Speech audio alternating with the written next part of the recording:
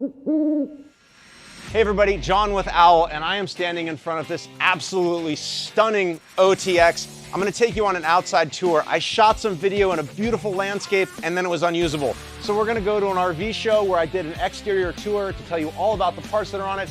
And then we're gonna go inside and see how the open trail differs from other things like the Echo.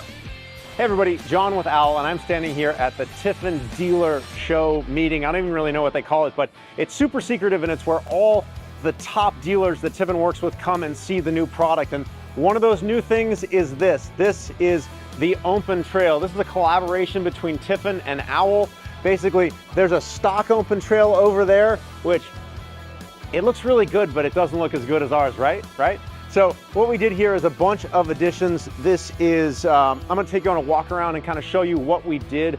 Almost everything we did was on the exterior. So this is our Ridgeline Max bumper. It's a steel bumper, it's full coverage, which means that should you get into something where there's an animal strike or anything else that you happen to hit on the road, mother-in-law, no, I'm joking. So this is gonna protect your vehicle from anything like that, as well as give you additional lighting, and it really complements these kind of C-, B+ vehicles because it widens the front end and you've already got a wider box.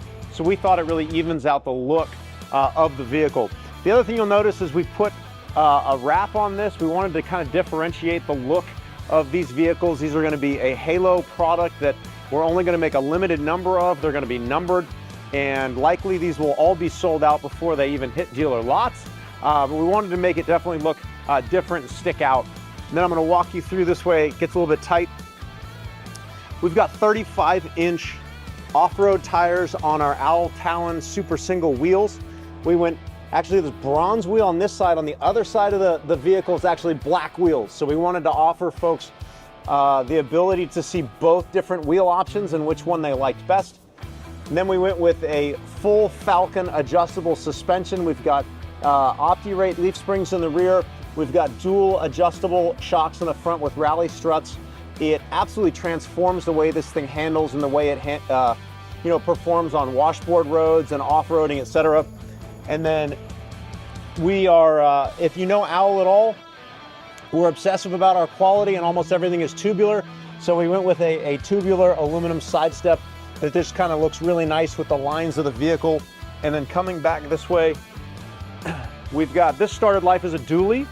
And for those of you that don't know what a dually is, you can actually see it. Well, there's a gentleman looking at something right now, but it's dual rear wheels in the back, so it's smaller. And the reason we went to a single rear wheel is that dual rear wheels, when you go off-road, it's really common to get rocks caught in between the tires, which puncture the sidewall. So dualies are not nearly as capable off-road as a super single. You also get a lot more sidewall, which does two things: performs better off-road, and it's going to give you a more plush ride because your tire is always the first element of your suspension and how much that tire deforms as you drive. What else did we do on this thing? If you come around the back, this is a big change. We wanted to make these Class Cs really look as capable as they are. And so we designed a full bolt-on, we call it a Sherpa panel. It's basically a configurable panel that you can put a box on, you can put a basket on, you can put bikes on. There's all kinds of accessories. We chose to put a 35-inch spare on it with a small shovel. And then of course you've got kind of the Owl signature hole and slot with tubular aluminum that gets you access to the roof. So there's lots of little things too, like an exhaust and skid plates and these things. But overall, we wanted to take the elements that make the open trail such a cool, unique, and compelling new vehicle and take it kind of to that next level where it's going to be up there with earth roamers and truck houses and these kinds of things with our off-road prowess. Moving on from the exterior, everybody always says, but what does it look like inside? So if you've ever seen an Echo, it's a similar layout, but it's also different in several ways. And it starts with entering and exiting the vehicle. One nice touch that everybody comments on is this handle right here. It's got a rubberized coating and it really helps getting in and out of the vehicle. And then when you open the door, you've got these steps that come out that when you put a lift kit like a 6.3 from Falcon like we have on this vehicle, you're gonna wanna have stairs. Those come factory.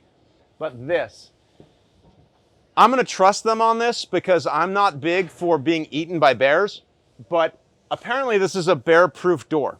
Now, I may force one of the staff members to get dressed up in a bear suit and for my own comedic enjoyment, have them try to get through and eat me. But as far as real bears go, I'm not personally gonna test it, but I have been assured by Tiffin that this is a bear-proof steel door that you can lock from the inside. And why is that nice? Well, even if you don't have bears, you probably have animals, mosquitoes, whatever. And so if it's a hot environment and you want to cool it down at night, maybe you're running a max air fan, you can close this door, lock it up, and sleep comfortably knowing that you're safe and nobody can get into the open trail, whether it's a person or a bear. So let's head inside and check out the layout. So the first aspect I want to talk about with this open trail is that this is actually a prototype. So they gave us this, it was the first one they built off the line. So a lot of the stuff we look at today is going to be refined because prototypes, oftentimes you're checking the fitment of something and then later you're going to refine it. So I just want to start with that, and there will also be some very minor changes from this vehicle to the one that goes into production. But I'm going to go over most of the stuff that I don't think is changing and what I think makes the open trail or the OTX one of the coolest layouts you can get today. First and foremost is the cab chassis. So the fact that this is a Sprinter front end means it's going to drive almost like a minivan. It's not going to drive like a large RV, which is one of the major compelling aspects of a Class C. The other thing that you're getting is width and length. So this isn't that much wider than a Sprinter van, but because it has square walls, you actually get a lot more space, especially in the aisle of the vehicle. So multiple people walking by each other, getting in and out of the bathroom or, cooking, that kind of thing, you're going to have a lot more space. Technology is continually improving when it comes to these vehicles, and this has a touch screen that allows you to control everything. So my camera person will not like me turning off all the lights, but you can see how easy that is. So you can turn on and off all of your lights with the touch screen. You can go to your home where you've got your fresh, your gray, and your black. Actually, one of the really cool things about the black system on this vehicle is the fact that you can go from cassette, which some people love, to an actual black water tank. So there's a valve you can turn. So if you want to have your vehicle emptied at kind of a dump station as opposed to taking the cassette out, you have that option. That's a major step forward that nobody else in the industry, as far as I know, is offering. Again, this is how you're going to interact with your system, from your batteries to your lighting to your tanks. All of that's going to be operated here. You've got some more things up here in these cabinets. So one of the things I like most about this vehicle is the fact that they've taken the time to add some really nice kind of materials and layout and texture. So these are wood door cabinet faces that I think look really nice. They have these hidden latches.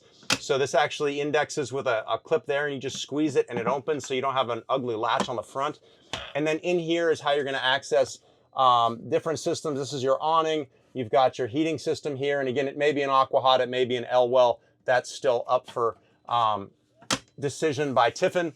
And then you've also got things like over here on these cabinets, you can see it. I could have shown you over there as well, but that's aluminum. And the reason I like aluminum is because anyone that's ever built anything from IKEA, you know that it's kind of build it once, and if you ever move it, it's kind of disintegrating like styrofoam. And so the nice thing about aluminum cabinets is as you off-road and you get twisting in the box and the chassis, over time, that aluminum cabinet's not going to fall apart because aluminum is bent and welded, not tied together with glue and a dream. So really nice to have aluminum cabinets in here.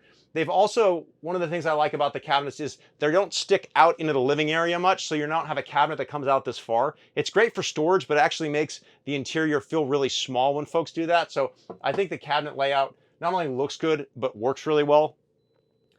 I'm standing next to a couch that we and a number of folks have given Tiffin feedback on, and so they are now offering this as well with an L bench here, which is kind of something that I think would be really, really nice. And then I'll show you how this seat transforms, because swivel seats have been around for a long time in Sprinters and Sprinter cab chassis, but they haven't always been usable because there's usually a seat here or something.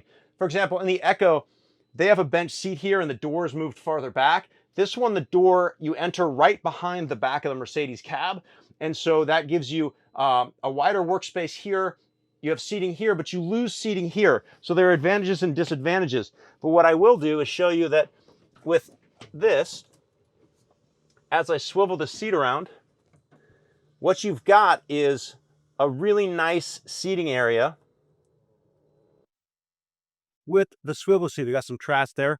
But now you can actually use this as a place to sit and talk, and you could get a little table there. I think there's some lagoon mounts over here, so you could get a swivel table that you could set up if you wanted to eat with friends or something inside if it's raining. But this layout actually gives a really good kind of use of these swivel chairs. You can also swivel the driver's seat and kind of have a nice area to hang out in. I talked about the layout here and how the door is moved forward, and what that does is it gives you a much more expansive kind of work area here. And I'm not a huge cooking trail chef. Like, I don't do a lot of cooking when I'm on the road, but you do have a number of items that get set down, whether it's your food, your nighttime bag, getting ready for bed. I actually do that out here as opposed to in the bathroom. It's just more space to lay everything out. So I really like this nice usable space. And then this is also a stone countertop, which is a nice upgrade from kind of a particle board laminate that a lot of folks would use. And then you've got a big sink here, and you know, it folds up, folds down. You've got a stainless steel insert that you can drop in to create an entirely flat area here. And this is a cool little feature that I'm more used to seeing in like earth roamers and that kind of thing. And that is a pop-up socket. So you can plug things in here. You've got USB ports, but you want to tuck it away, you flip that down, and you've still got that nice flat work area. Again, too, with the cabinets, you've got two cabinets here, and you can still, one of my pet peeves with some other vehicles is I try to bend over to do something like spit out toothpaste or something. I know, very pleasant thought. But when the cabinet's so far out here, you end up hitting your head on it. But this is moved back, so you can store things, and you're not going to hit your head on it. And then you've got this nice expansive walkway here, which again, going from a Class B van like a Sprinter to what's called a Class C, which is this. We need a name for these. Maybe y'all can help me out. Trail Cruiser, whatever you want to call it, Trail Box, whatever the Class Cs are. But this is where you really gain a lot of room with these vehicles. If this was a B van, you would have an aisle about this wide. So maybe like that to like that. And that's a big difference, especially if you have a big dog or two people in the rig. You're not doing the old shimmy shuffle or waiting for the other person to go by. This big area here is the bathroom, so why don't we come check out how that works. One of the biggest draws of adventure vans is the fact that you really want to go on an adventure and not hang out in an RV all day. But we still like some creature comforts, and one of those things is a good bathroom. And by bathroom, I mean not only a toilet, but a shower. At the end of a dusty, dirty ride, hike, anything like that, you want to rinse off and feel clean before you go to bed. And I think Tiffin has hit an absolute home run with this bathroom. The highlight to me is the skylight. Wow, that kind of rhymes, but it doesn't. The highlight's the skylight. So it's got a massive skylight, and it just puts so much natural light in here. It doesn't feel like an RV or a van at all. It feels pleasant, in fact. And they've also done a really nice job with some modern finishes in there. It's a small sink, but remember, I'm literally touching with both hands, both sinks. So I actually probably wouldn't use the sink in the bathroom that much. If you had two people and you both wanted to brush your teeth at the same time, seems like a first world problem, but I'd probably use this main sink. So you have a sink in there. You got a mirror, you've got a nice little cabinet. It's a wet bath. So the entirety of the bathroom is intended to get wet. So the toilet, the sink, the mirror, everything's intended to get wet. So you don't have to worry about any areas in there. And it's also got this nice full-size door that you can close. And if you want privacy when you're out on the trail, you can close that door and have a lot more privacy than you would with just like a simple curtain. So let's transition from the bathroom to food. Makes perfect sense, right? So the fridge in this vehicle is over here, which is again a departure from some other builds where the fridge is actually on the same side as the bathroom. That's really kind of a personal preference thing. I don't think there's real advantage to either one. Seating area is bigger on this one, but maybe a little bit more difficult to access a fridge. But one of the things that I do really like here, as someone who likes to grab drinks that are cold late at night, is this fridge is bi-directional. So the door opens this way for midnight snacks. I know you do it. It opens this way for the freezer, but check out this wizardry. It also opens this way. It's a bi-directional door opening. So you can open it from either side. If you're coming at it from the bedside or coming at it from kind of the more living room side. It opens both ways. The microwave is right here. It's not very big, but let's call a spade. You're not doing a Thanksgiving dinner in your OTX. You're probably warming up some leftovers, etc. So I actually think this is just about the right size microwave. So you've really got everything in here for an adventure van. If you're going for that full giant Class A, you know, like I just said, cooking Thanksgiving dinner and having a Super Bowl party inside, not the vehicle. But this thing for making everything from nice high-end trail food, I don't really know what that is, but I think this is a pretty cool system. I especially like the way that fridge opens. Back here is the bunk area, which I think is one of the massive differentiators between a Class C and a Sprinter van. So let's check out how you sleep in the OTX. This is where the bed layout just works better with the additional space of a Class C. You've got two individual bunks, which is really nice because I actually go on a fair amount of adventures with friends of mine, and call me weird, but I don't really like to sleep in a queen bed with my friends. It's a little bit awkward. But if I bring my wife along, the cool thing is you can turn the two bunks into a full, it's actually larger than a queen. These unfold here in this kind of channel where there's stairs, and you have one giant bed, and kids absolutely love it. They love to jump around on kind of the whole layout as a bed. And it also makes it so you can do two people and a dog. You conceivably could be three people if you're, you know, deciding to have like, don't get weird, I'm talking about like parents and a kid or something like that. I know my younger one still likes to sleep with us. So you've also got these filler cushions where they put a hard kind of hard but leather covered or vinyl covered pillow here, and you've got drink holders and then a cubby for anything that you want to have next to you while you sleep. And this can actually go right into, so that Velcros down. I'm just going to move it out of the way, not very elegantly. And then you can put this in its place at night, which is a really nice, cool thing. And you can stuff this somewhere in front.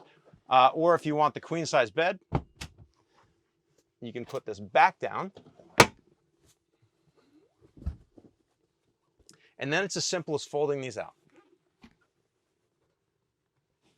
I'm going to pick my feet up here. Oh. All right. Got to get it all in the right spot. There we go. So now we've got the full-sized bed set up, and it's super cozy, it's comfortable, and you've got these two giant windows on either side, which are going to allow you to see whatever beautiful landscape you've chosen to camp in. Hopefully it's not a Pilot or a Love's, in which case you probably want to keep the shades closed. Up here is your AC, which, because it's so hot today, I wish was on right now, but it would be really loud. Not that it's a loud AC, it's just all ACs are loud. But this AC is right above the bed. So when you run the AC, it's going to blow cool air right down on you, which is nice because at night, you don't want to cool the entirety of the vehicle. You really want to just use your battery power to cool the bed area. So a nice touch there with the AC right above us. Vents as well, lighting. So really nice overall interior layout. The open trail is the same width as an Echo. It is a little bit longer. I think it's like 12-ish inches longer. So you do have a little bit more space in here, but you also have a little bit more overhang past the rear axle. So it really comes down to your choice in vehicles. I hope you've enjoyed this tour of the new OTX. These are going to be available now. So you can buy a standard open trail or you can upgrade to the Owl OTX. And we will have information on our website as to how to do that. I hope you're able to get one.